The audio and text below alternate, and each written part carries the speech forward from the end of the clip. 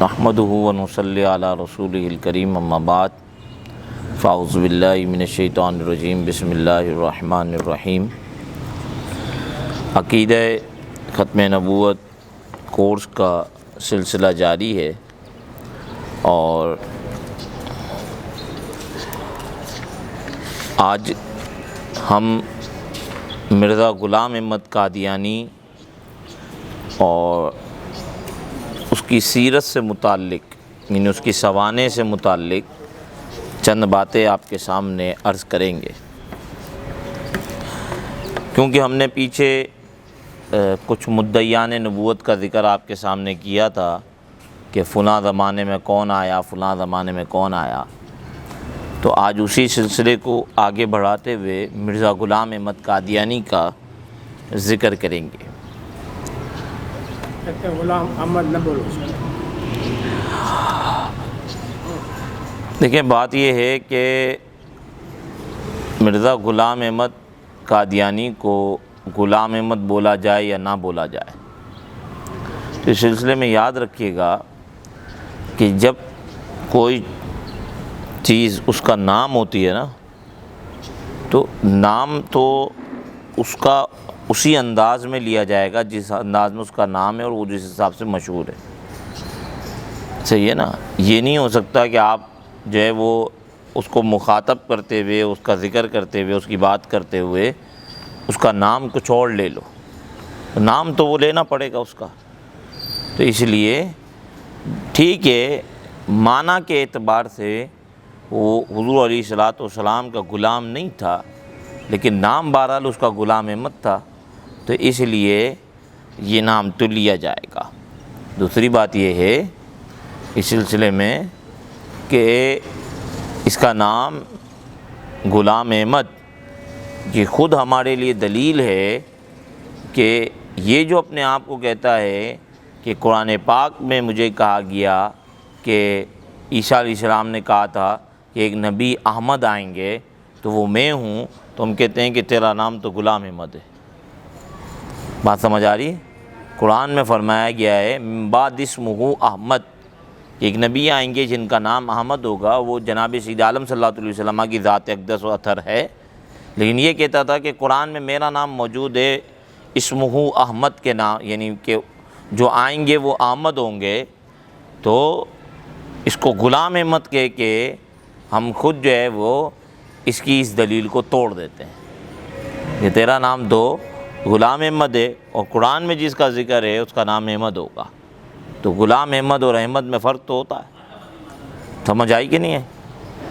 بہرحال جیسے عبداللہ اور اللہ، ان دونوں ناموں میں فرق آئے گا کہ نہیں آئے گا؟ کسی کو عبداللہ کہنے سے کفر نہیں ہے، لیکن کسی انسان کو خدا کہنے، اللہ کہنے سے کیا ہو جائے گا؟ کفر ہو جائے گا۔ تو فرق آیا کہ نہیں آیا؟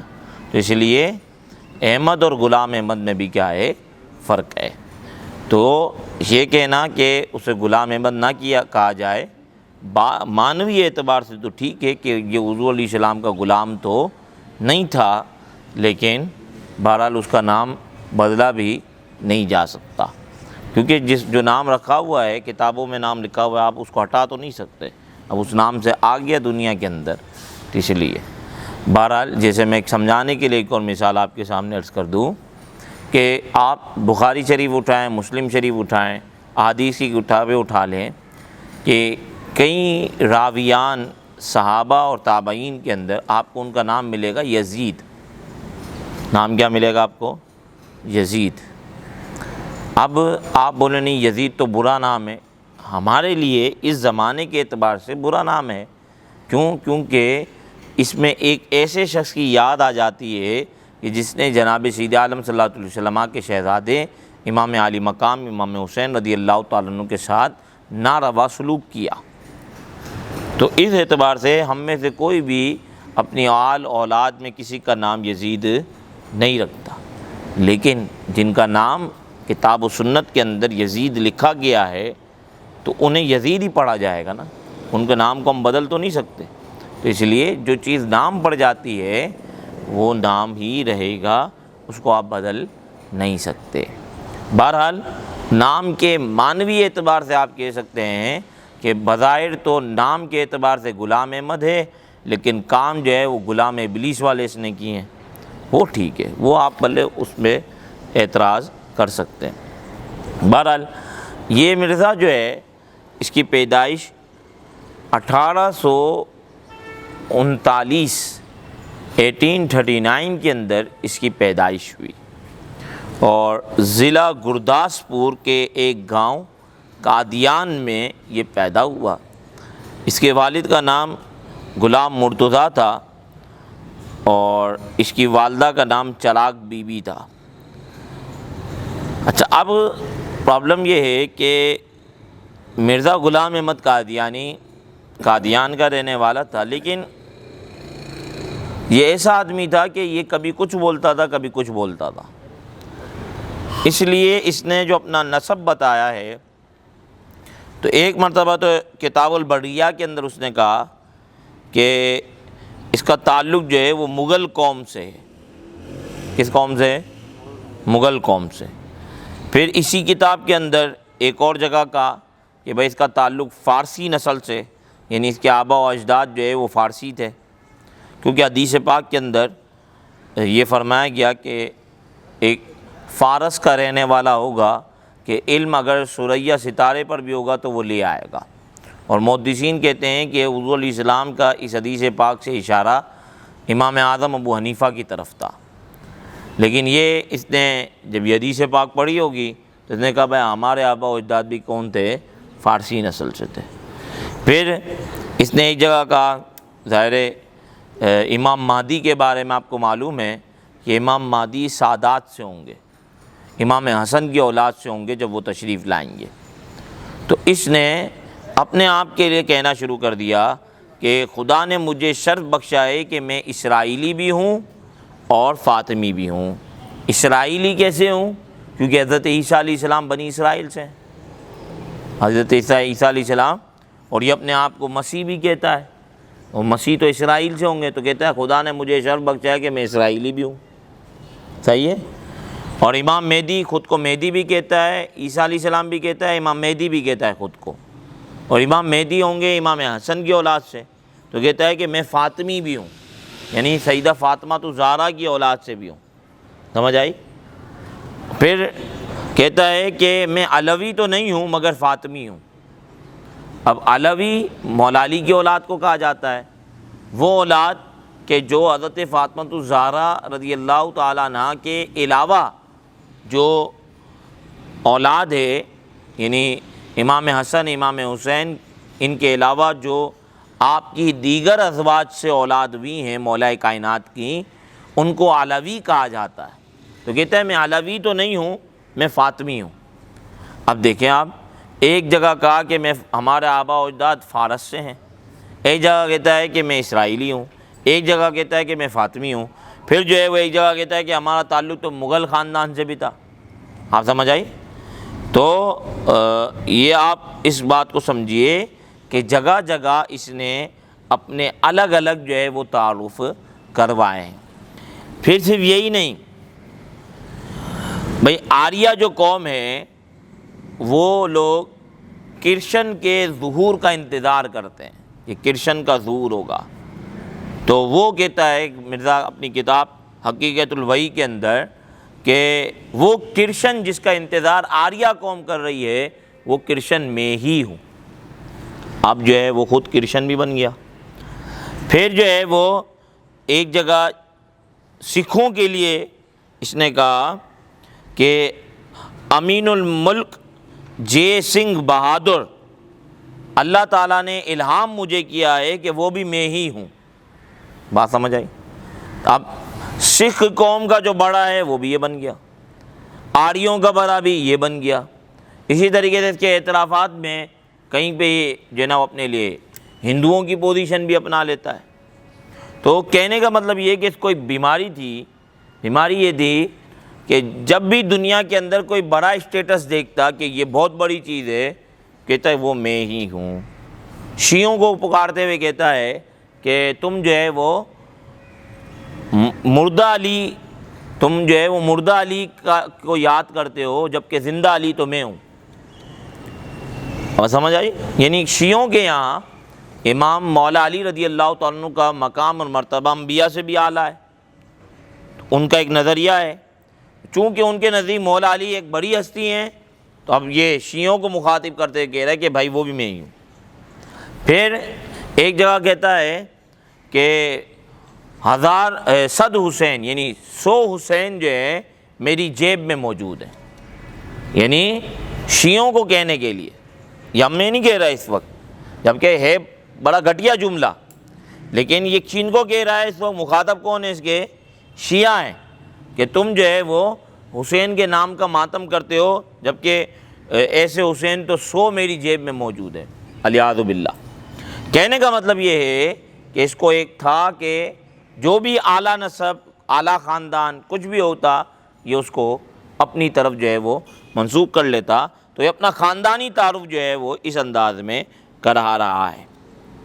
اب صرف یہی نہیں کہ اس نے اپنے خاندانی تعلق سے متعلق متضاد باتیں کی، اس نے اپنی جنس کے اعتبار سے بھی بسا اوقات ایسے جملے کہے ہیں کہ مطلب خود اپنے اوپر یہ اظہار کر رہا ہے کہ گویا کہ یہ عورت ہے، گویا کہ یہ کیا ہے؟ عورت ہے۔ اب آپ سنیے، اس نے ایک کتاب ہے اسلامی قربانی کے نام سے، اس کے مرید نے لکھی ہے، اس میں کہتا ہے کہ مرزا نے، یعنی لکھا تو یوں حضرت مسیح موعود، اپنے آپ کو مسیح موعود کہتے ہیں اور اس کے ماننے والے بھی اس کو مسیح موعود کہتے ہیں۔ حضرت مسیح موعود نے ایک موقع پر اپنی حالت یہ ظاہر فرمائی کہ کشف کی حالت آپ پر اس طرح طاری ہوئی گویا آپ عورت ہیں، گویا کہ آپ۔ اب آگے جو ہے وہ اس طریقے کے کلمات ہیں کہ معاذ اللہ، اللہ تعالیٰ نے رجولیت کی طاقت کا ظہور فرمایا۔ کیا مطلب ہوا؟ یعنی یہ خود اپنے یعنی کشف میں اس نے دیکھا کہ یہ عورت ہے، اور معاذ اللہ اللہ تعالیٰ مرد ہے، اور پھر جو معاملات ہوتے ہیں اس کی طرف یہ اشارہ کر رہا ہے، الیاذ باللہ۔ پھر کہتا ہے کہ بابو الہی بخش چاہتا ہے کہ تیری ماہواری دیکھے، دیگر الفاظ لکھے ہوئے ہیں، اور کسی پلیدی یا ناپاکی پر اطلاع پاوے، مگر خدا تجھے اپنے الہامات دکھائے گا جو متواتر ہوں گے، اور تجھ میں ماہواری نہیں ہے۔ ماہواری کا تعلق عورت سے ہوتا ہے، ابھی تجھ میں ماہواری نہیں ہے، بلکہ وہ کیا ہوا؟ وہ بچہ بن گیا ہے۔ اپنے لیے کہہ رہا ہے کہ وہ جو ماہواری تھی وہ کیا بن گئی؟ بچہ بن گئی، صحیح ہے، جو بمنزل اطفال اللہ ہے۔ اور پھر ایک جگہ کہتا ہے کہ مریم کی طرح عیسیٰ کی روح مجھ میں نفخ کی گئی، یعنی حضرت مریم رضی اللہ تعالیٰ عنہ کے لیے قرآن میں موجود ہے کہ جبریل امین آئے، لِأَهَبَ لَكِ غُلَامًا زَكِيًّا، میں اس لیے آیا ہوں کہ تجھے جو ہے وہ ایک صاف ستھرا بچہ دوں، اور کیا کیا؟ یہاں گریبان میں پھونک ماری، جس سے حضرت مریم رضی اللہ تعالیٰ عنہ کیا ہو گئیں؟ حاملہ ہو گئیں، اور پھر حضرت عیسیٰ علیہ السلام کی ولادت ہوئی بغیر والد کے۔ اب خود مریم بھی ہے اور خود ہی یہ عیسیٰ بھی ہے۔ یہ کیسے کہہ رہا ہے؟ اب سنیے، مریم کی طرح عیسیٰ کی روح مجھ میں پھونکی گئی، اور استعارے کے رنگ میں گویا کہ اس روح کی وجہ سے وہ حاملہ ہو گئیں، مجھے حاملہ ٹھہرایا گیا۔ حاملہ کون ہوتی ہے؟ عورت ہوتی ہے، لیکن یہ خود کیا کہہ رہا ہے؟ مجھے کیا ٹھہرایا گیا؟ حاملہ۔ اور کئی ماہ بعد، جو 10 ماہ سے زیادہ نہیں، بذریعہ الہام مجھے مریم سے عیسیٰ بنا دیا گیا۔ اب میں ہی مریم تھا، مجھے ہی کیا بنا دیا گیا، اور اس طور پر میں ابن مریم ٹھہرا۔ مسئلہ کیا ہے؟ پرابلم یہ ہے کہ جو قرب قیامت تشریف لائیں گے حضرت عیسیٰ علیہ السلام، وہ ابن مریم ہوں گے، حدیث کے اندر موجود ہے۔ اب یہ ابن مریم کیسے بنے؟ کیونکہ اس نے تو دعویٰ کیا کہ وہ جو عیسیٰ آنے والے ہیں وہ میں ہی ہوں۔ اب وہ کون تھے؟ ابن مریم تھے، تو یہ ابن مریم کیسے بنے گا؟ اس طریقے سے اس نے اپنے الہامات جھوٹے شیطانی وہی جو ہے وہ اس طریقے سے اس نے ذکر کی کہ گویا کہ پہلے مریم بھی تھا، پھر جو ہے وہ ابن مریم بھی بن گیا۔ اور یہ ایسا نہیں ہے کہ میں ہوائی بات کر رہا ہوں، اس کی کتاب کشتی نوح، اس کے اندر یہ بات موجود ہے، جو آج بھی آپ alislam.org یہ ویب سائٹ ہے قادیانیوں کی، alislam.org یہ ویب سائٹ پاکستان میں بینڈ ہے۔ تو آپ کو ہی معلوم ہے پاکستان میں جو ویب سائٹ بینڈ ہوتی ہے وہ کیسے کھل جاتی ہے، تو جو طریقہ کار انٹرنیٹ پہ موجود ہے ویسے جا کے آپ alislam.org کو کھول سکتے ہیں۔ کھولنے کے بعد وہاں مرزا غلام احمد قادیانی کی جو کتاب ہیں ان کتابوں میں جا کے آپ کشتی نوح دیکھ لیں، وہاں پر یہ حوالہ موجود ہے۔ تو کہنے کا مطلب کیا ہے کہ اپنے آپ سے متعلق یہ باتیں کر رہا ہے کہ یہ مطلب خود کو عورت ٹھہرا رہا ہے۔ تو ایک تو اس کا نسب کا مسئلہ کہ پتہ نہیں کس خاندان سے، دوسرا یہ کہ خود کی جنس کیا ہے، مرد ہے یا عورت ہے۔ تو یہ بھی جو ہے وہ اس بات کو ظاہر یعنی اس انداز میں کرتا کہ بسا اوقات یہ اپنے آپ کو عورت بنا دیتا تھا۔ بہرحال اس کو دماغی پرابلم تھی، دماغی بیماری تھی اس کے اندر، تو یہ بہت سارے کام جو ہے وہ الٹے سیدھے کرتا تھا۔ سیرت مہدی جس کی شان میں اسی کے بیٹے نے ایک کتاب لکھی ہے سیرت المہدی، اس میں لکھا ہے کہ بعض دفعہ جب حضور جراب پہنتے تو بے توجہی کے عالم میں اس کی ایک ایڑی پاؤں کے تلے کی طرف نہیں بلکہ اوپر کی طرف ہو جاتی، یعنی یہ جرابیں پہنتا تو بھی جو ہے وہ اس کا پتہ نہیں کیا ہوتا تھا۔ ایک مرتبہ تو یہ بھی لکھا ہے کہ سیدھا الٹا الٹا سیدھا کر دیتا تھا، یعنی اس طریقے کے معاملات اس کے ساتھ رہتے تھے۔ اور کہتا ہے کہ بعض اوقات کوئی دوست حضور کے لیے گھرگابی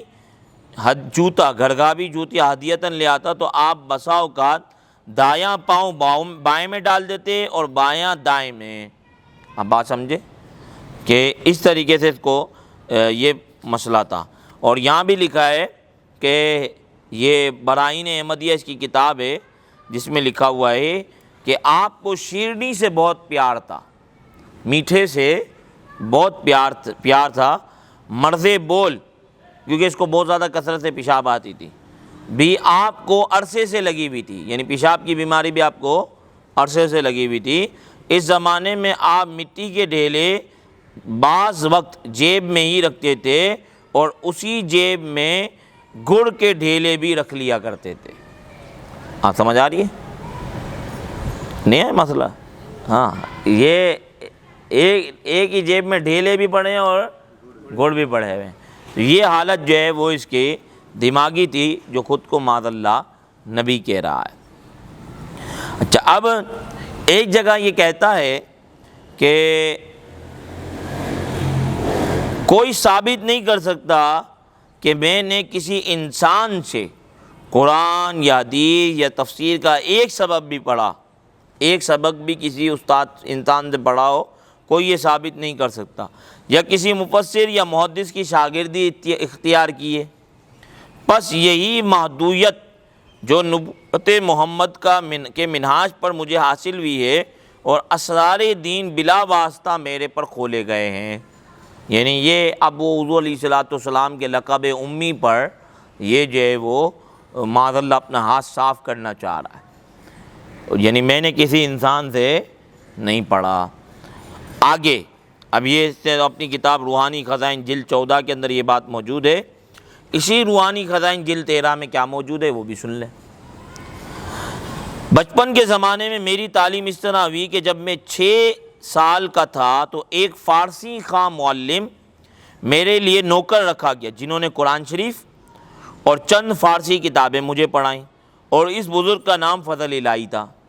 ادھر کیا کہا کہ قرآن یا حدیث یا تفسیر کا ایک سبق بھی پڑھاؤ، کسی سے میں نے نہیں پڑھا۔ یہاں کیا ہے؟ اچھا اب آگے سنیں۔ جب میری عمر تقریباً 10 برس کی ہوئی تو ایک عربی خواہ مولوی صاحب میری تربیت کے لیے مقرر کیے گئے جن کا نام فضل احمد تھا۔ وہ بہت توجہ اور محنت سے پڑھاتے رہے۔ میں نے صرف کی بعض کتابیں پڑھیں، کچھ قواعد نحو ان سے پڑھے اور بعد اس کے جب میں 17 یا 18 سال کا ہوا تو ایک مولوی صاحب سے چند سال پڑھنے کا اتفاق ہوا جن کا نام گل علی شاہ تھا۔ ان کو بھی میرے والد صاحب نے نوکر رکھ کر قادیان میں پڑھانے کے لیے مقرر کیا تھا۔ اور ان آخر الذکر مولوی صاحب یعنی یہ جو مولوی گل علی شاہ ہیں، انہوں نے مجھے نحو، منطق، حکمت وغیرہ کے علوم مروجہ جہاں تک خدا نے چاہا میں نے ان سے حاصل کیے۔ آپ دیکھیں، ایک طرف کہہ رہا ہے کہ مجھے کسی استاد نے نہیں پڑھایا، اور دوسری طرف جو ہے وہ اسی کی کتاب کے اندر خود ہی یہ لکھ چکا ہے کہ میرے فلاں فلاں استاد ہیں۔ بعض طبابت کی کتابیں یعنی علم طب کی کتابیں میں نے اپنے والد سے پڑھی، اور وہ فن طبابت میں بڑے حاذق تھے۔ بات سمجھ آئی؟ اب یہ بتائیں مرزا قادیانی جھوٹا ہوا کہ نہیں؟ جھوٹا ہوا کہ نہیں؟ اب جھوٹے کے بارے میں اسی کا حکم سن لو۔ ظاہر ہے کہ جب کوئی ایک بات میں جھوٹا ثابت ہو جائے تو پھر دوسری باتوں میں بھی اس پر اعتبار نہیں ہوتا، تو بھی اعتبار کے لائق رہا۔ جھوٹ بولنا مرتد ہونے سے کم نہیں، یعنی کوئی اسلام سے باہر نکل کے مرتد ہو جائے، کہتے ہیں اس سے بڑا گناہ کیا ہے؟ جھوٹ بولنا۔ تو اب ہم کہہ رہے ہیں کہ بھائی جھوٹ تو نے بولا، ایک جگہ کہا کہ جو ہے نا میں نے کسی استاد سے نہیں پڑھا، قرآن کا ایک سبق بھی نہیں پڑھا، اور دوسری طرف خود ہی اپنے اساتذہ کے نام لکھ رہا ہے کہ میں نے اس سے قرآن پڑھا، اس سے فلاں پڑھا، اس سے فلاں پڑھا۔ اچھا، اب اس کی جوانی کا ایک قصہ سنیے۔ بیان کیا مجھ سے والدہ صاحبہ نے، یہ سیرت المہدی لکھی ہے مرزا کے بیٹے نے، تو مرزا کی بیوی یہ بات بیان کر رہی ہے کہ ایک دفعہ اپنی جوانی کے زمانے میں، مرزا قادیانی اپنی جوانی کے زمانے میں تمہارے دادا، یعنی مرزا کی بیوی اپنے بچے سے کہہ رہی ہے تمہارے دادا، یا مرزا کے ابا، مرزا کے تمہارے دادا کی پینشن مبلغ 700 روپے، اس زمانے کے پینشن میں ملنے کتنے؟ 700 روپے، کوئی چھوٹی موٹی رقم نہیں ہوئی، یہ 700 روپے تقریباً 7 لاکھ سے زیادہ کے ہو گئے معاملے۔ صحیح ہے؟ 700 روپے وصول کرنے گئے تو پیچھے پیچھے مرزا امام دین چلا گیا۔ یہ مرزا امام دین مرزا قادیانی کا چچا داد بھائی تھا، چچا کا بیٹا تھا۔ جب آپ نے پینشن وصول کر لی تو وہ جو مرزا امام دین آیا تھا اس نے آپ کو بیلا پسلا کر اور دھوکہ دے کر بجائے قادیان لانے کے باہر لے گیا، کہیں اور لے گیا، اور ادھر ادھر پھراتا رہا۔ پھر جب اس نے سارا روپیہ اڑا کر ختم کر دیا تو آپ کو چھوڑ کر کہیں اور جگہ چلا گیا۔ یعنی وہ امام دین آیا، اس کی جوانی کا عالم ہے، 700 روپے ہاتھ لگ گئے، اس کو لے گیا، چل بھائی عیاشی کرتے ہیں۔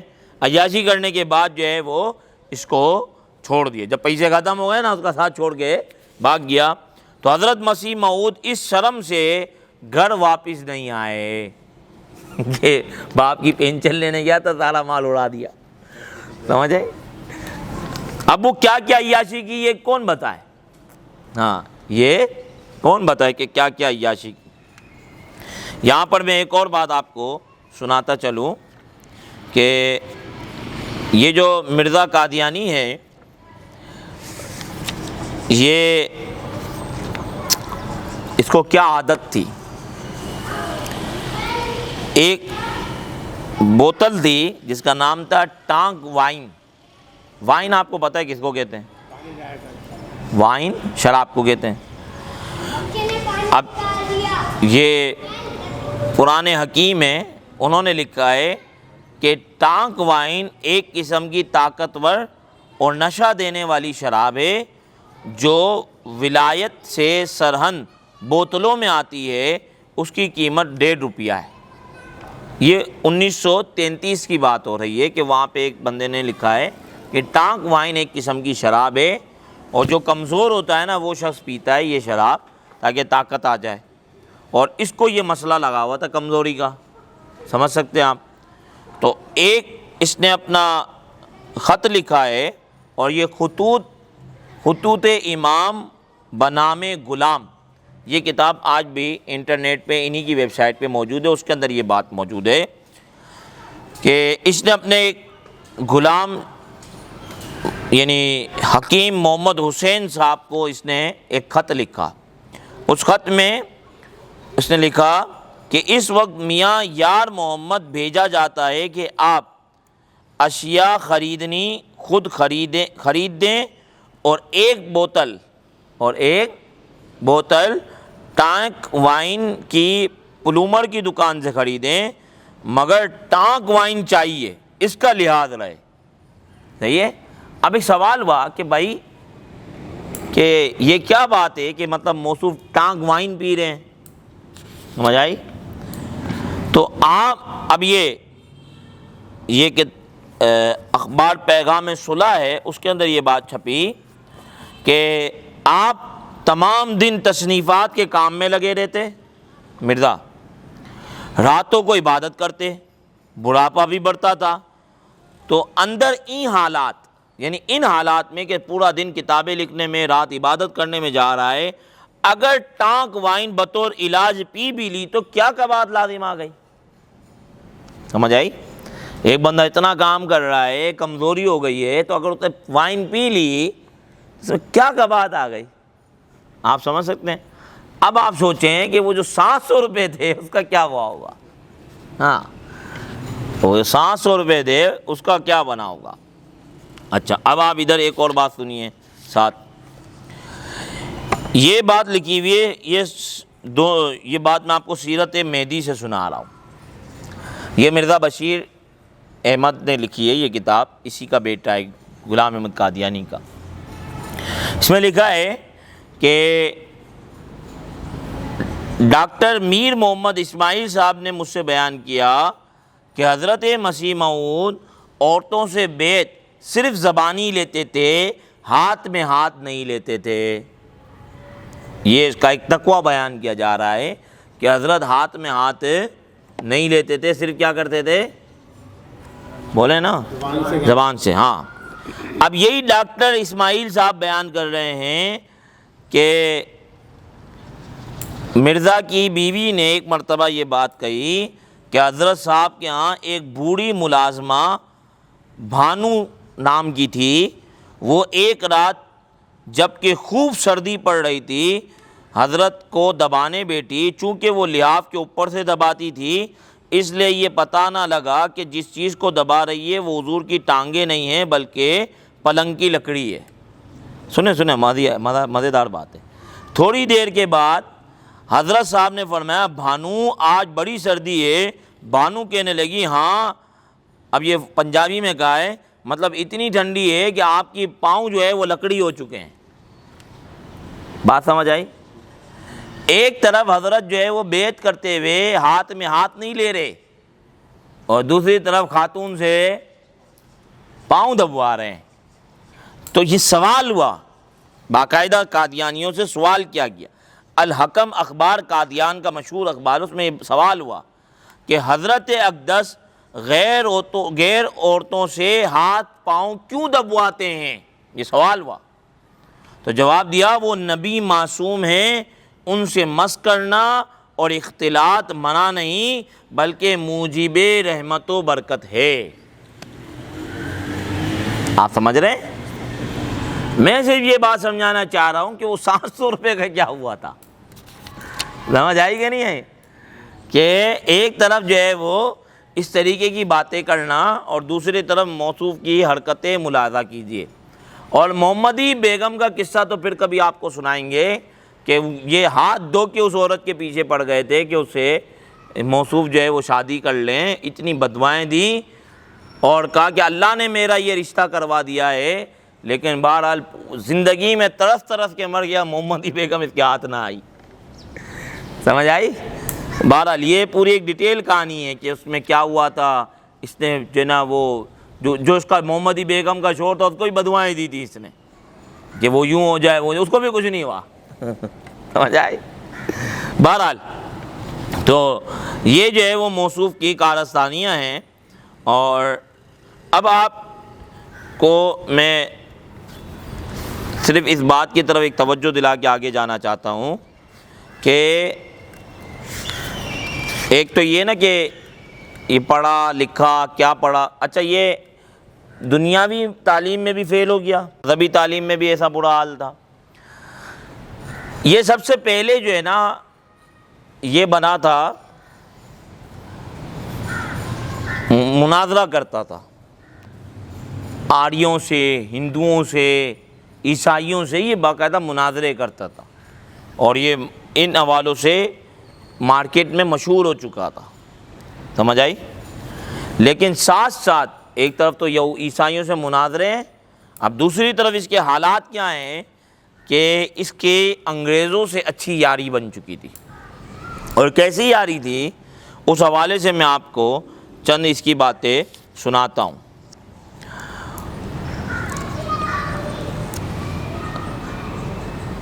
17 برس سے یہ بات جو ہے نا وہ کتاب البریہ روحانی خزائن کے اندر موجود ہے، 17 برس سے سرکار انگریزی یعنی گورنمنٹ، برطانیہ گورنمنٹ کی امداد اور تائید میں اپنے قلم سے کام لیتا ہوں۔ اس 17 برس کی مدت میں جس قدر میں نے کتابیں تالیف کی، ان سب میں سرکار انگریزی کی اطاعت اور ہمدردی کے لیے لوگوں کو ترغیب دی، اور جہاد کی ممانعت کے بارے میں نہایت مؤثر تقریریں لکھیں۔ مسئلہ یہ تھا، مسلمان انگریز سے لڑنا چاہتے تھے، جہاد کرنا چاہتے تھے، ایسے لوگوں کی ضرورت تھی کہ جو مسلمانوں کو سمجھاتے کہ یہ بڑی رحم دل حکومت ہے، آپ ان کے خلاف جہاد نہ کریں۔ تو خود کہہ رہا ہے کہ 17 سال تک میں نے یہ کام کیا ہے۔ پھر میں پوچھتا ہوں کہ جو کچھ میں نے سرکار انگریزی کی امداد اور حفظ امن اور جہادی خیالات کے روکنے کے لیے برابر 17 سال تک پورے جوش سے، پوری استقامت سے کام لیا، کیا اس کام کی اور اس خدمت نمایاں کی اور اس مدت دراز کی دوسرے مسلمانوں میں جو میرے مخالف ہیں کوئی نظیر ہے؟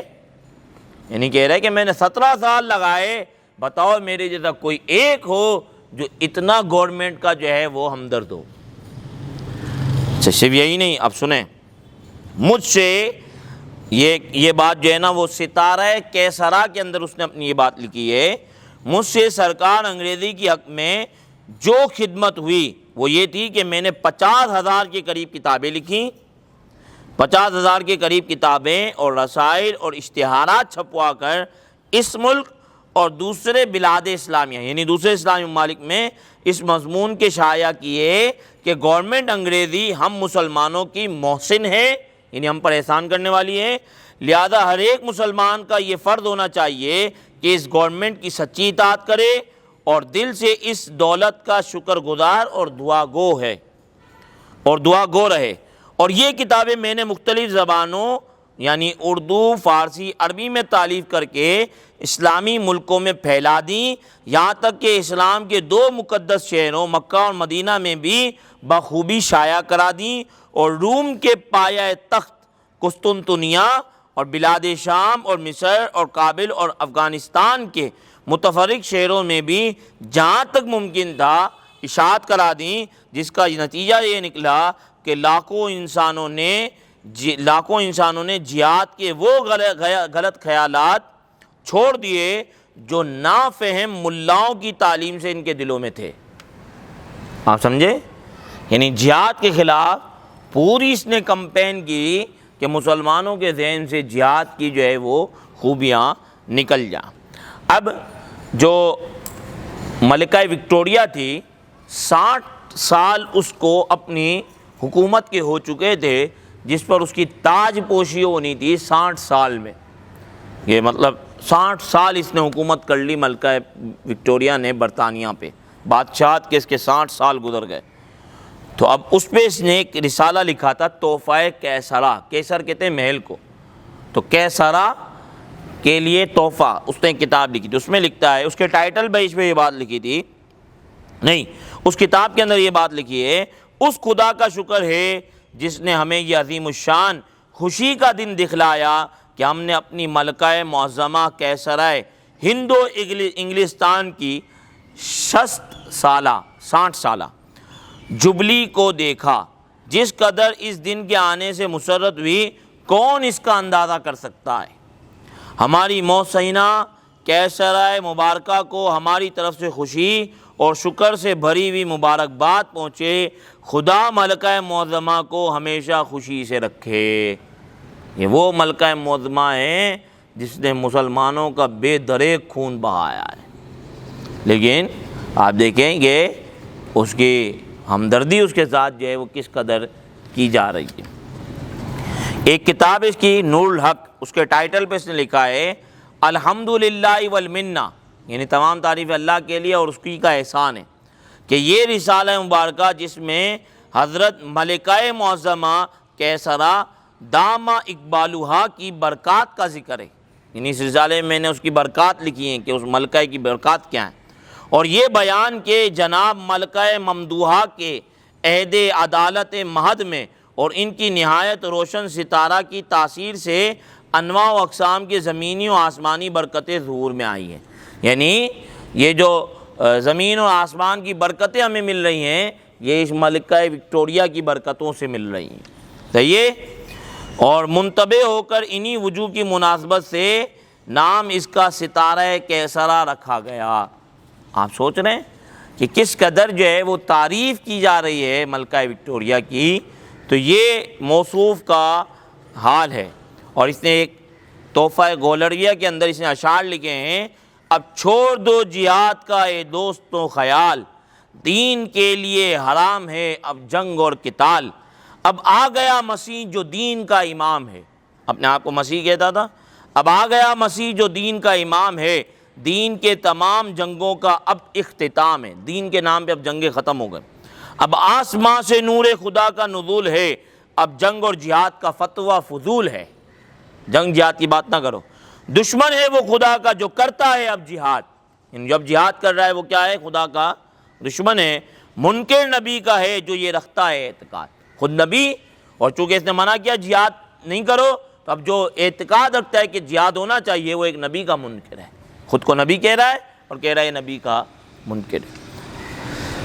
آپ کو یہ ساری حوالہ جات پڑھ کے جو ہے وہ سنانے کا مقصد یہ ہے، ایک جگہ یہ خود لکھتا ہے کہ ہم انگریزوں کے خود کاشتہ پودے ہیں، یعنی انگریزوں نے خود ہمیں کاشت کر لگایا ہے، یعنی اتنی اس کو انگریزوں کے ساتھ ہمدردی ہے۔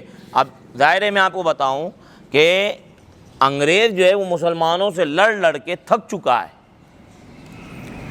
تو ایسے بندے کی ضرورت تھی کہ جو لوگوں کو سمجھائے کہ بھائی اس مہربان حکومت سے آپ کو جنگ کرنے کی ضرورت نہیں ہے، تو یہ گویا کہ مسلمانوں کو اندر سے توڑ دینا ہے، مسلمانوں کو اندر سے توڑ دینا ہے۔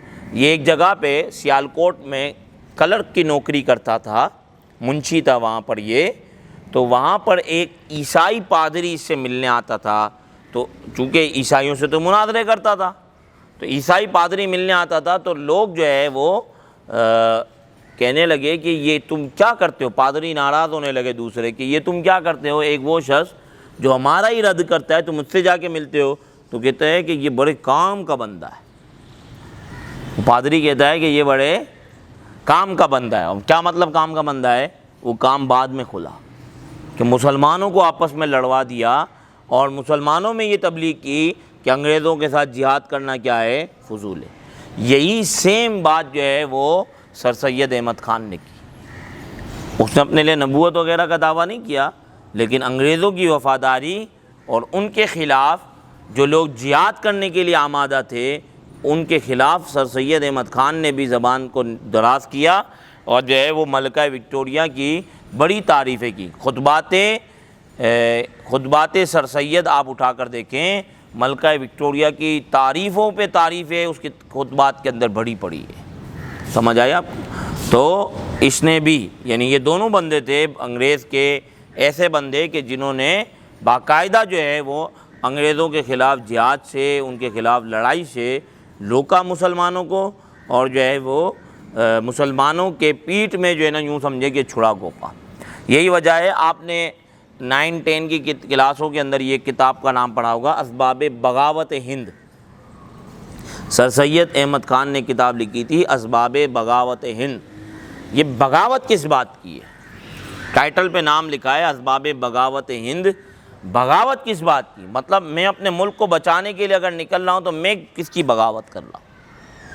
تو کیونکہ بغاوت اس لیے ٹائٹل کا نام دیا سر سید نے، اس کی وجہ یہ تھی کہ حکومت چونکہ مطلب قبضہ انگریزوں کا ہو چکا تھا، تو ان کے خلاف جو مسلمانوں نے 1857 میں جہاد کا فتویٰ دیا، تو انہوں نے، ان ماڈرن اور جدت پسند لوگوں نے اس کا نام بغاوت رکھا کہ تم اپنی حکومت کے خلاف جنگ کر رہے ہو، اس لیے تم باغی ہو۔ اسی لیے کتاب کا نام سر سید نے رکھا اسباب بغاوت ہند۔ آپ میری بات کو سمجھ رہے ہیں کہ یہ وہ لوگ تھے جو انگریزوں نے ہمارے اندر لانچ کیے تھے اور ان کو خریدا۔ یہ مسلمانوں کو اسلامی انداز میں سمجھانے کی انہوں نے کوششیں کی۔ بہرحال تو یہ تو ایک طرف یہ معاملات اس کے رہے۔ اب آئیے جو مرزا غلام احمد نے دعوے کیے ہیں، یہ سفر شروع ہوتا ہے 1879 سے، 1879 سے۔ کب سے؟ ہاں 1879 میں اس نے مجدد ہونے کا دعویٰ کیا۔ کیا دعویٰ کیا؟ کہ میں کیا ہوں؟ مجدد ہوں، میں مصلح ہوں، لوگوں میں تجدید دین کر رہا ہوں۔ تو اس نے، اور اسی سلسلے میں آپ روحانی خزائن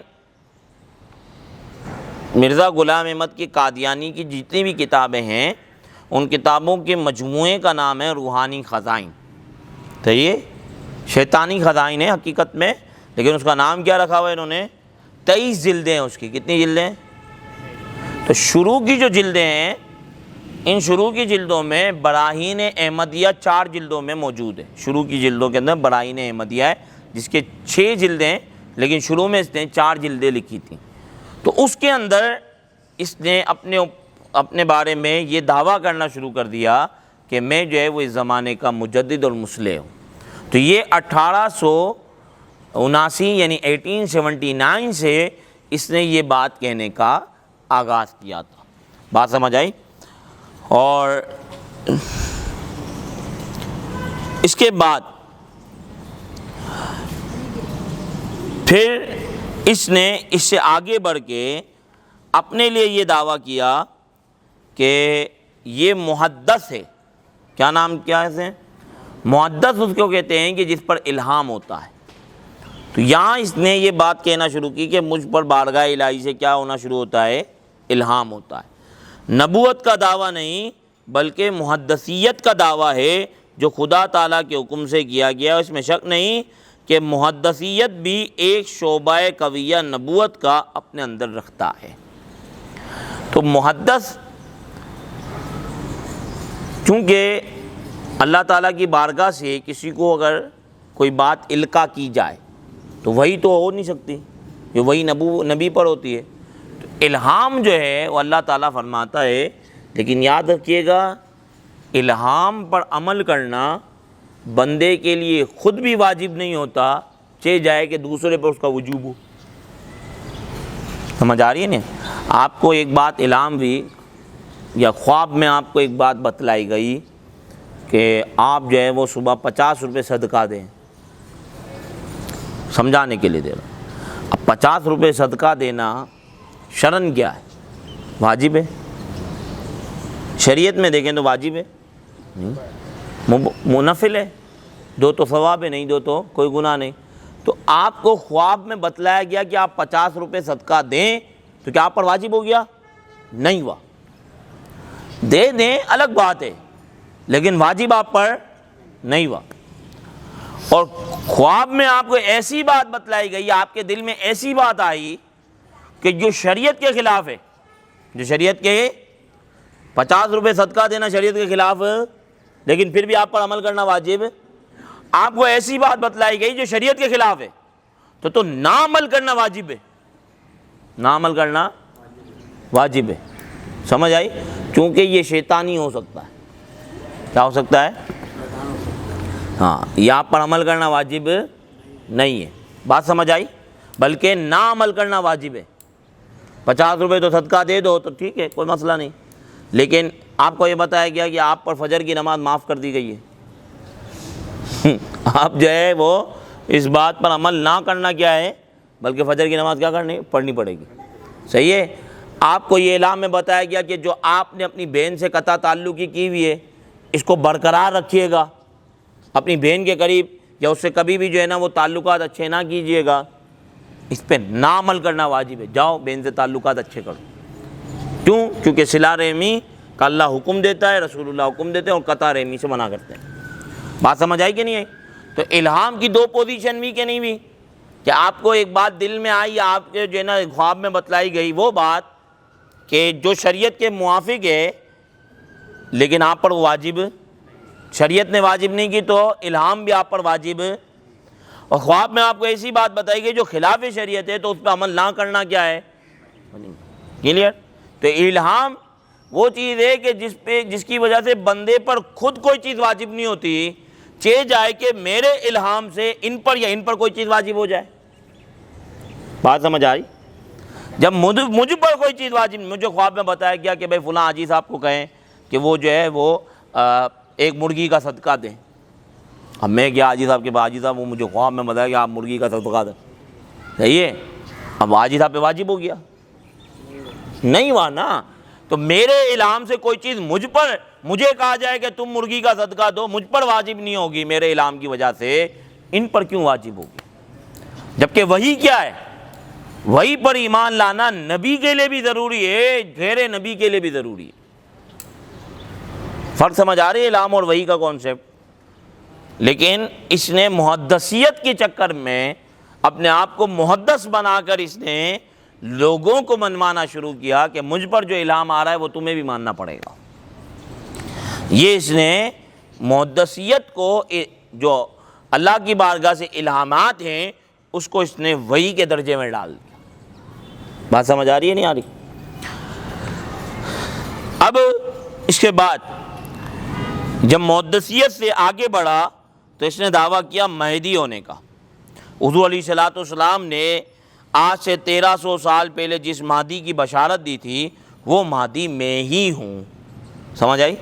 گریجولی مجدد, پھر محدث, پھر کیا بن گیا؟ مہدی. پھر اس نے کہا کہ یہ 1891 کے اندر, یعنی 1879 سے 1891 اس زمانے میں مجدد, محدث, مہدی ہو چکا, یہ دعویٰ کر چکا. اب 1891 کے اندر ایک اشتہار جاری کیا جس کے اندر یہ کہا اس نے, یہ بات سچ ہے کہ اللہ جل شانہ کی وحی اور الہام سے میں نے مثیل مسیح ہونے کا دعویٰ کیا, یعنی مسیح نہیں ہوں لیکن مسیح علیہ السلام جیسا ہوں. سمجھ آئی؟ اب مثیل مسیح تو وہی ہوگا جو نبی ہوگا. عیسیٰ علیہ السلام کون تھے؟ نبی تھے. تو مثیل مسیح بھی کیا ہوگا؟ صراحتاً منہ سے نہیں نکالا بھی نبی ہوں, لیکن علماء اس کو پڑک گئے. اس وقت اسی وقت اس کے خلاف فتویٰ شروع ہو چکا تھا کہ یہ جو باتیں کر رہا ہے, کہ یہ جو باتیں اور الہامات اور فلاں فلاں کر رہا ہے, یہ اپنے آپ کو نبی سمجھتا ہے. بات سمجھ آئی؟ تو 1891 کے اندر اس نے اپنے آپ کو مثیل مسیح کا. پھر آگے بڑھ کے اسی سال میں کہتا ہے مگر جب وقت آ گیا تو وہ اسرار مجھے سمجھائے گئے, تب میں نے معلوم کیا کہ میرے اس دعوے مسیح موعود ہونے میں کوئی نئی بات نہیں ہے. یعنی یہاں پہ آ کے اس نے کیا دعویٰ کر دیا کہ میں ہی حضرت عیسیٰ ہوں. سمجھ آئی؟ یعنی وہ عیسیٰ جن کے آنے کے بارے میں حضور نے خبر دی تھی وہ میں ہی ہوں. پھر میں نے آپ کو بتایا وہ ابن مریم بھی بنا, مریم بھی بنا, سب بن گیا. ٹھیک ہے؟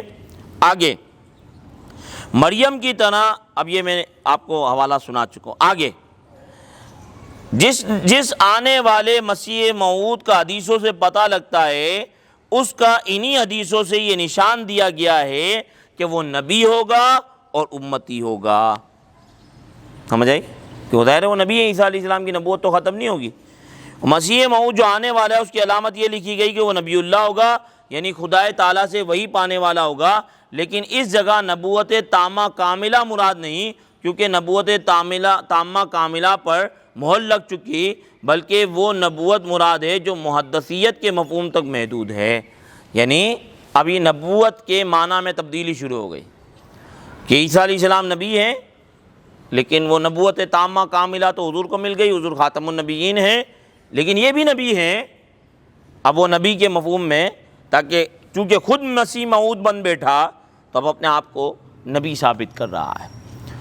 اور پھر آگے جا کے اس نے اب نبوت کے معنی میں تبدیلی کی.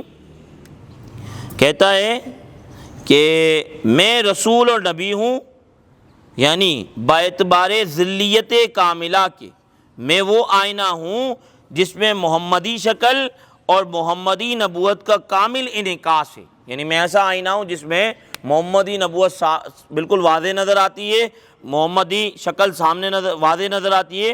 اور میں کوئی علیحدہ شخص نبوت کا دعویٰ کرنے والا ہوتا تو خدا تعالیٰ میرا نام محمد، احمد، مصطفیٰ اور مجتبیٰ نہ رکھتا. یعنی میں وہی محمد ہوں جو محمد آ چکے. بات سمجھ آئی؟ اسی لیے اللہ نے میرا نام محمد بھی رکھا ہے، احمد بھی رکھا ہے، مصطفیٰ بھی رکھا ہے، مجتبیٰ بھی رکھا. آگے بڑھتا جا رہا ہے. اب میں بروزی طور پہ وہی خاتم الانبیاء ہوں، اور خدا نے آج سے 20 سال پہلے برائن احمدیہ میں میرا نام محمد اور احمد رکھا ہے. مجھے آن حضرت صلی اللہ علیہ وسلم کا وجود قرار دیا ہے. پس اس طور پر آن حضرت صلی اللہ علیہ وسلم کے خاتم الانبیاء ہونے میں میری نبوت سے کوئی تزلزل نہیں آئے گا، کیونکہ ذل اپنے اصل سے علیحدہ نہیں ہوتا. یعنی سایہ اپنے اصل سے علیحدہ نہیں ہوتا. یعنی ذلی نبی ہے، وہ اصلی نبی تھے، یہ ذلی نبی ہے. اور چونکہ میں ذلی طور پر محمد صلی اللہ علیہ وسلم ہوں، پس اس طور سے خاتم النبیین کی مہر نہیں ٹوٹتی، کیونکہ محمد صلی اللہ علیہ وسلم کی نبوت محمد صلی اللہ علیہ وسلم تک ہی محدود رہی. یعنی بہرحال محمد صلی اللہ علیہ وسلم ہی نبی رہے، نہ کوئی اور. یعنی جبکہ میں بروزی طور پر آن حضرت صلی اللہ علیہ وسلم ہوں، یعنی ذلی طور پر بروزی طور پہ آن حضرت صلی اللہ علیہ وسلم ہوں، تو بروزی رنگ میں تمام کمالات محمدی ماں نبوت محمدیہ کے میرے آئینہ ذلیت میں منعکس ہیں.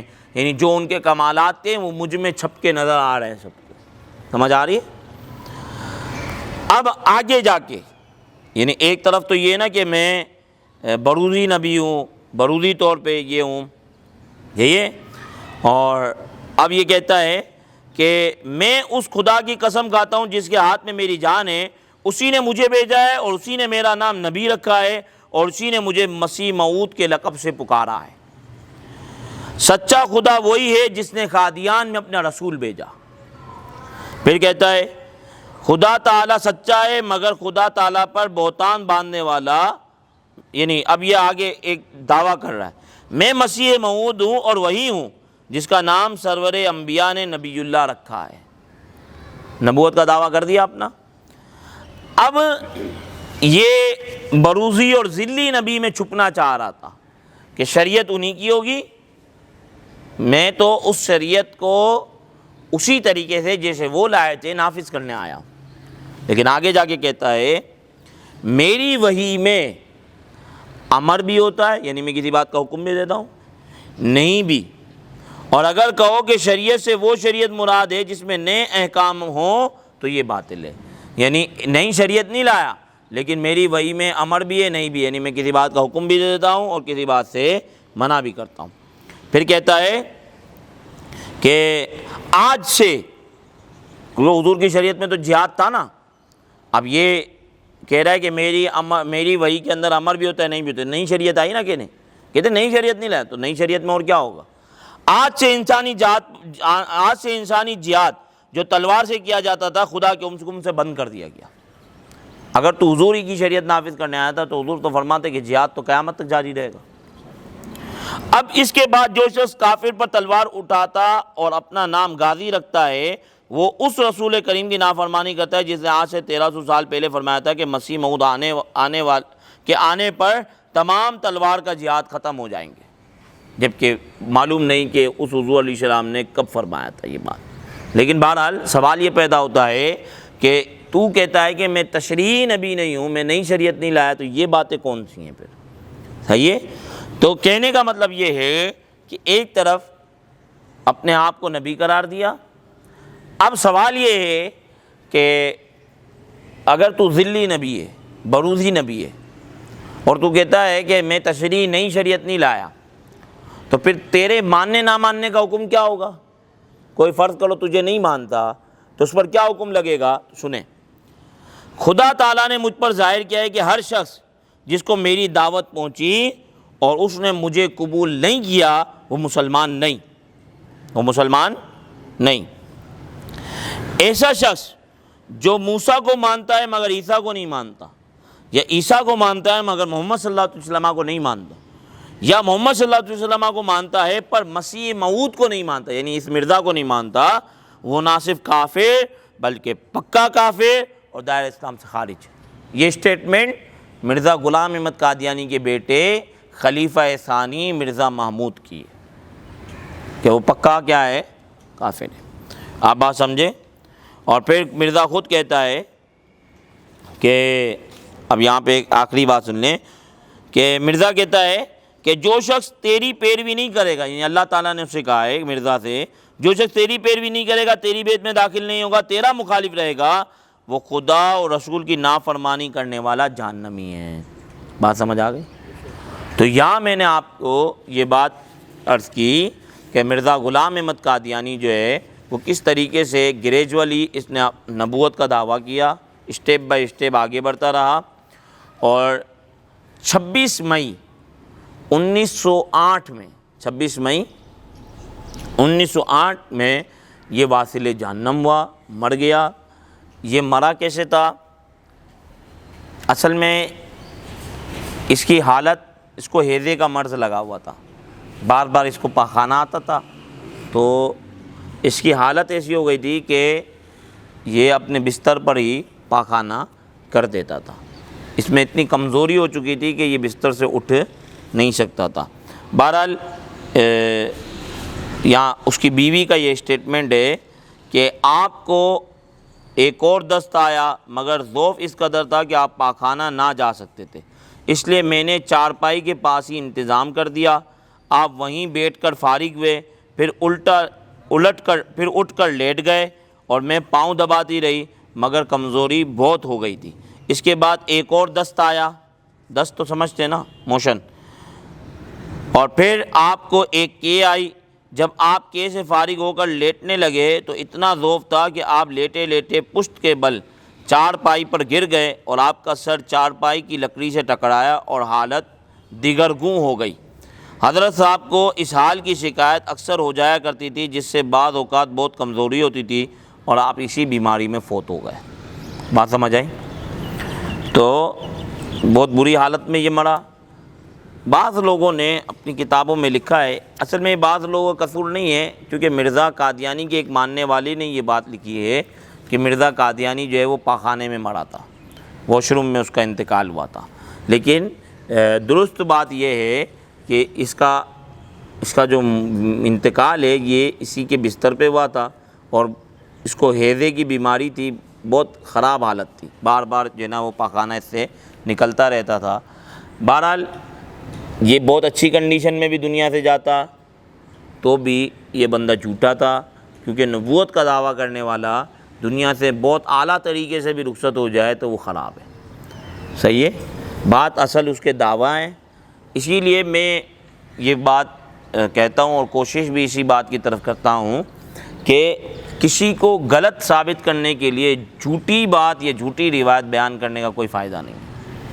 صحیح بات ہو، یہ سارے میں نے آپ کے سامنے جو پڑھے ہیں اسی اپنی کتابوں کے حوالے ہیں، سارے اس کی اپنی کتابوں کے اندر باتیں لکھی ہوئی ہیں، تو جب بات کی جائے تو سچ بات کی جائے تاکہ تحقیق کا ایک معیار رہے اور کوئی سننے والا یہ نہ کہے کہ چونکہ یہ اس کے مخالف ہیں تو جھوٹی بات اس کی طرف گھڑتی۔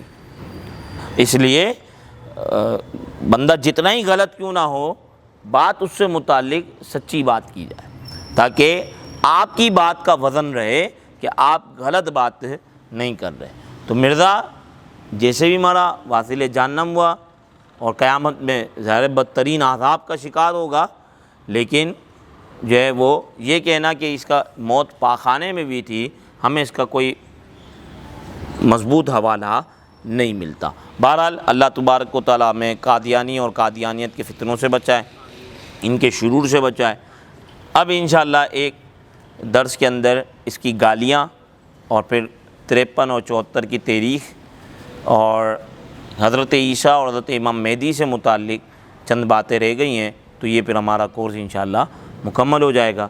اللہ تبارک و تعالیٰ، میرا ابھی 4 کلاسیں رہتی ہیں، کتنی رہتی ہیں؟